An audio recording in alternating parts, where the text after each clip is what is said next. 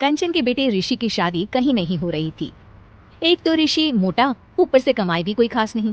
लेकिन कंचन को तो शौक था मॉडर्न बहू लाने का, और उसे एक दिन ऐसी लड़की मिल भी जाती है।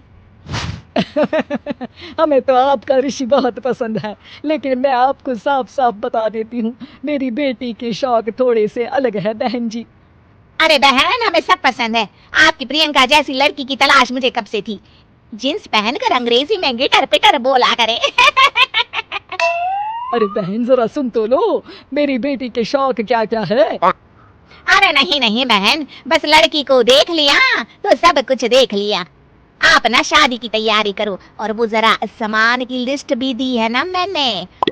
हाँ बहन जी, सारा सामान शादी से एक दिन पहले ही आपके दरवाजे आ जाएगा। मजा आ गया, मजा आ गया। अब तो बस आप शादी की तैयारी करो। प्रियंका के माता पिता के जाने के बाद कंचन का पति उससे कहता है, अरे भाग्यवान, तुम तो कुछ ज्यादा ही जल्दी दिखा रही थी शादी की। अरे बोलने तो देती, लड़की की माँ क्या बोलना चाह रही थी। अरे आप चुप रहिए जी, कुछ पता भी है आपको, बस मुफ्त में बोले जा रहे हैं। मेरी दोस्त शशि की बहू देखी, लंबी पतली और पढ़ी लिखी, हजारों में कमाई और संस्कारी भी।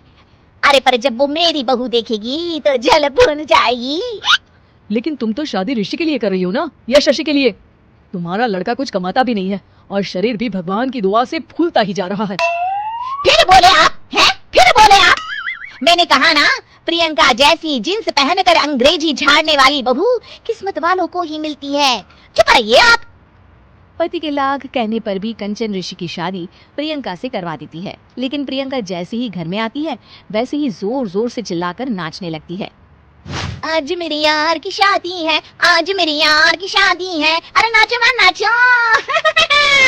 आज मेरे यार की शादी है। कंचन, उसका पति और ऋषि ये देखकर हैरान रह जाते हैं।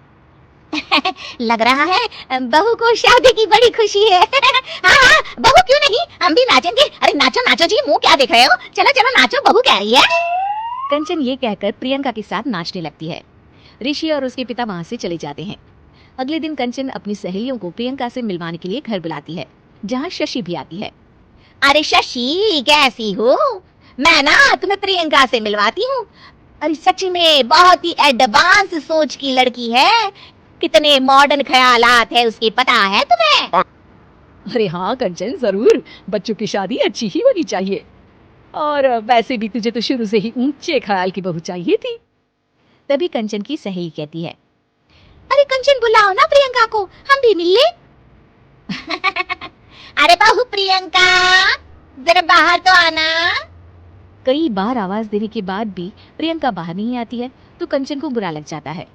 वो उसे लेकर बाहर आती है। लेकिन ये क्या, प्रियंका लड़खड़ाती हुई बाहर आती है और उसके हाथ में शराब की बोतल होती है। हालांकि शराब पीना स्वास्थ्य के लिए हानिकारक होता है, और ये हमारी किडनी के लिए बहुत ही खतरनाक है। लेकिन कंचन की बहू प्रियंका पूरे नशे में होती है। अरे इतने सारे लोग।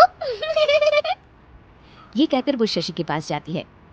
आंटी जी, पत्ते खिलेंगी, पत्ते। अरे दूर हो, दूर हो, तुम्हारे मुंह से तो शराब की बदबू आ रही है। अरे कंचन, माना तुम्हें मॉडर्न बहू चाहिए, लेकिन आधुनिकता का मतलब ये तो नहीं ना। बुरा ना मानना कंचन, तुम्हें पता था कि तुम्हारे बेटे की कमाई और शरीर दोनों ही ठीक नहीं है, तो तुम्हें उसी हिसाब की लड़की से शादी करवानी चाहिए थी। ऐसा कहकर सभी औरतें वहां से चली जाती है। तभी प्रियंका की माँ कंचन के घर आती है। अरे बहन जी, बड़ी चालाक निकली आप तो, बिना बताए अपनी पियक्कड़ बेटी मेरे लायक बेटे के गले में बांध दी। आय हाय, बड़ी आई बिना बताए। उस दिन जब मैं ये बात बता रही थी तो तुम तो सुनने को भी तैयार नहीं थी, अब भुगतो तुम। ये कहकर वो वहां से वापस चली जाती है। सबके जाने के बाद कंचन अपना सर पकड़ लेती है। हाय रे, आधुनिकता की अंधी दौड़ में मैं अपनी संस्कृति ही भूल बैठी थी। अब तो राम ही बचाए मुझे।